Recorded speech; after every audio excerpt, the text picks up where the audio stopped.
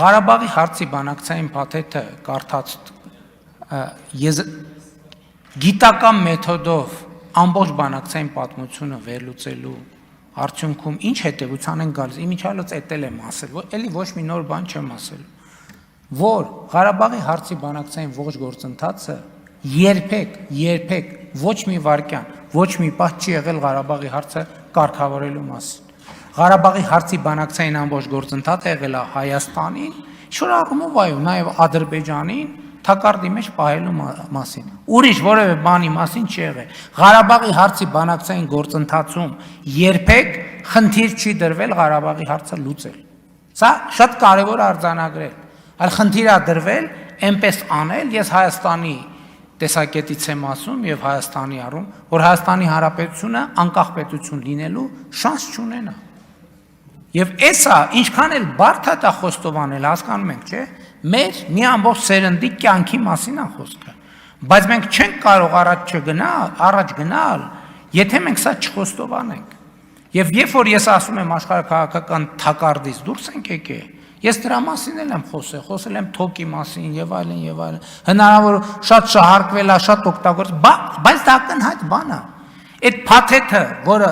հրապարակվել է, խնդրեմ ընթերցեք, դա դրա մասին է, թե ինչպես էր արգելակվում Հայաստանը եւ ոչ միայն Հայաստանը, ես ավելի լայն մասշտաբով կասեմ, տարածաշրջանը կայանալու որպես ինքնիշխան բարեկեցիկ շրջան։ Եվ հիմա ես երբ որ ասում եմ դուրս է եկել թակարդից աշխարհաքաղաքական, ես նկատի ունեմ հաստատված խաղաղությունը։ Եվ մտահոգությունները, որոնք հնչում են կամ այդպես բուրըն հայրենասիրական դիտանկյունով հնչող ձևակերպումները, դրանք բոլորովին ուրիշ բանի մասին են։ Դրանք Հայաստանը թակարդի մեջ վերադարձնելու մասին են, ուրիշ որևէ բանի մասին չեն։ Եվ հետևաբար, այո, այսօր առավելապես օգոստոսի 8-ի համաձայնություններից եւ դրանից բխող գործողություններով մենք ես էլի ասել եմ, էլի եմ ասում, մենք այսօր պետություն ենք քան երբևէ, ինքնիշխան ենք քան երբևէ, անկախ ենք քան երբևէ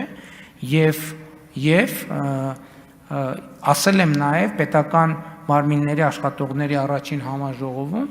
որ Հայաստանի Հանրապետությունը, Հայաստանը այսօր ապրում է իր վերջին 500 տարվա պատմության ամենահեռանկարային եւ ամենախոստումնալից շրջանը։ Մենք երբեք նախկինում, նախորդող շրջանում երբեք ժամանակաշրջան չենք ունեցել, որ ապագայի նկատմամբ ունենանք վստահության այսքան կշիռ։